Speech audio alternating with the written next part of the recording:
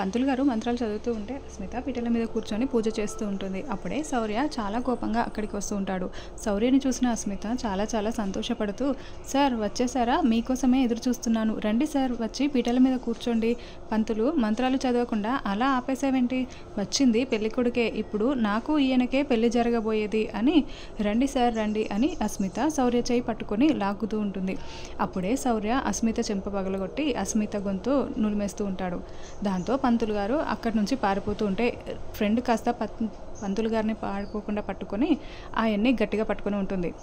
Sir ఏంటి sir ఇలా నా గొంతు నులిమేస్తున్నారు, వదలండి సార్ వదలండి సార్ అని అస్మిత అరుస్తూ ఉంటుంది. పీటల మీద నేను కూర్చోవటం కాదే, నిన్ను చంపి ఇక్కడే పాత్ర వేస్తాను అని శౌర్య వదలకుండా అస్మిత గొంతు నులిమేస్తూ ఉంటాడు.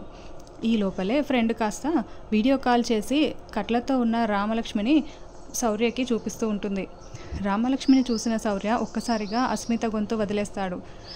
రామ నీకేమీ కాదు, నేను వస్తాను రామా అని శౌర్య రామలక్ష్మిని చూస్తూ మాట్లాడాలని ప్రయత్నిస్తూ ఉంటాడు. వెంటనే అస్మిత ఫోన్ని లాక్కుంటుంది. మీరు ఏమీ చేయలేరు సార్, నా మెడలో తాళి కట్టడం తప్పిస్తే మీకు వేరే ఆప్షన్ లేదు. నా మెడ పిసకడం పక్కన పెట్టేసి నా మెడలో తాళి కట్టేసి మీ రామలక్ష్మిని కాపాడుకోండి సార్. అక్కడ రాజు ప్రాణాలు ఎక్కడో చిలుకలో ఉన్నట్టు ఇక్కడ మీ ప్రాణాలు ఈ రామలక్ష్మిలో ఉన్నాయని నాకు తెలుసు సార్, కాబట్టి మీరు నాకు తాళి కట్టి తీరాల్సిందే సార్ అని అస్మిత చెప్తూ ఉంటుంది.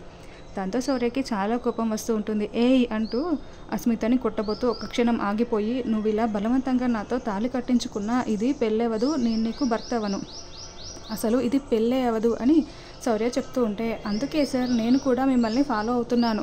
అదే ఏంటా అనుకుంటున్నారా, నా రివాల్వర్లో డమ్మీ బుల్లెట్స్ పెట్టేసి మీరేమో చెస్టులో డమ్మీ బ్లడ్ పెట్టుకొని మీరు డమ్మీ చావు నాటకం ఆడారు కదా, అలా నా చేత నిజాలన్నీ కక్కించారు కదా, అందుకే ఇప్పుడు నేను ఇలా సెటప్ చేసుకున్నాను, అటు చూడండి, నేను లైవ్ కెమెరాని అరేంజ్ చేశాను అని కెమెరాని అస్మిత చూపిస్తూ ఉంటుంది.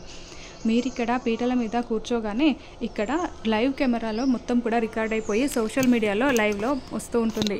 మీరు బలవంతంగా నా మెల్లో తాళి కట్టినా కూడా నేను మీకు ఆలినవనని మీరు చెప్పారు కదా, కానీ ఇప్పుడు మీరు బలవంతంగా తాళి కట్టినా కూడా నేను మీ ఆలిని అయిపోతాను సార్ అని అస్మిత శౌర్య చేయి పట్టుకొని శౌర్యకి దగ్గర వస్తూ ఉంటే శౌర్య అస్మితని విదిలించి పడేస్తాడు.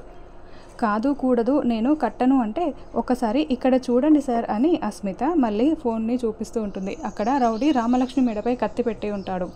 రామ నీకేమీ కాదు రామా అని మళ్ళీ శౌర్య చెప్తూ ఉంటే అస్మిత మళ్ళీ ఫోన్ లాక్కుంటుంది. మీరే తేల్చుకోండి, పెళ్ళి చేసుకుంటారా లేకుంటే దీని మడ్డరా, రే తమ్ముళ్ళు బావ భయపడటం లేదురా, కత్తిని ఇంకా కంఠం దగ్గరికి తీసుకువెళ్ళండి అని అస్మిత చెప్పడంతో ఇంకా వాళ్ళు కట్ చేస్తామన్నట్లుగా రామలక్ష్మి మెడపై కత్తిని పెట్టేస్తారు. నా మెడలో బావ కనుక తాళి కట్టకపోతే ఆ కంఠం కట్ అయిపోవాలి అని అస్మిత చెప్తూ ఉంటుంది. అస్మిత ఫోన్ ఇవ్వు అని శౌర్య లాక్కోవడానికి ప్రయత్నిస్తూ ఉంటే అస్మిత శౌర్య చేతికి అందివ్వకుండా, బావా వినేలా లేడు కానీ మీరు కట్ చేసేయండిరా అని వార్నింగ్ ఇస్తూ ఉంటుంది. అస్మిత వద్దు అస్మిత అని శౌర్య విసిగిపోయి, నేను నిన్ను పెళ్లి చేసుకుంటాను, నీ మెడలో తాళి కడతాను అని గట్టిగా అరుస్తూ చెప్తూ ఉంటాడు. రేయ్ ఆగండిరా, బావ ఏదో చెప్తున్నాడు వినని అని అస్మిత అంటూ ఉంటుంది. చెప్పండి సార్ అని అస్మిత అనడంతో, నేను నిన్ను పెళ్లి చేసుకుంటాను, ముందు ఆ కత్తి తీయమని చెప్పు అని శౌర్య టెన్షన్ పడుతూ చెప్తూ ఉంటాడు. సార్ మీరు నా మెడలో తాళి కట్టే వరకు ఆ కత్తి కంఠం మీద అలాగే ఉంటుంది, మీరు కట్టిన తర్వాత తీస్తారులేండి సార్ అని అస్మిత చెప్తూ ఉంటుంది. సరేనని శౌర్య అంగీకరించడంతో రామలక్ష్మి ఇదంతా వింటూ ఏడుస్తూ ఉంటుంది. ఇక వెంటనే అస్మిత కండువాని తీసుకొని శౌర్య మెడలో వేసేసి శౌర్య తలను కూడా తనే చేత్తో సర్దుతూ రండి సార్ అని పెళ్లిపీటల మీద కూర్చోపెడుతూ ఉంటుంది.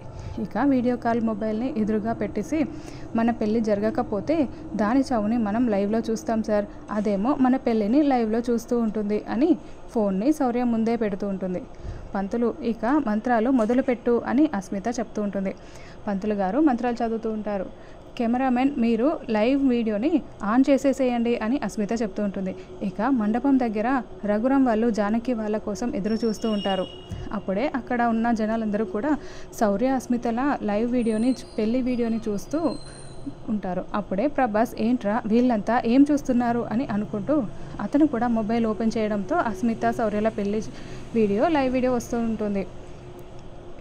దాంతో అది చూసిన ప్రభాస్ చాలా చాలా సంతోషపడుతూ రేయ్ మంచి అవకాశం వచ్చిందిరా అని చెప్తూ చాలా సంతోషంగా రేయ్ పెళ్ళికి వచ్చిన దద్దమ్మల్లారా ఇంకా ఎంతసేపురా ఇక్కడే ఇలాగే నిల్చొని చూస్తూ ఉంటారు, ఈ పెళ్ళి కూడా గోదాట్లో కలిసినట్లే, తినేసి అందరూ కూడా ఇళ్ళకు వెళ్ళిపోండి అని ప్రభాస్ చెప్తూ ఉంటాడు.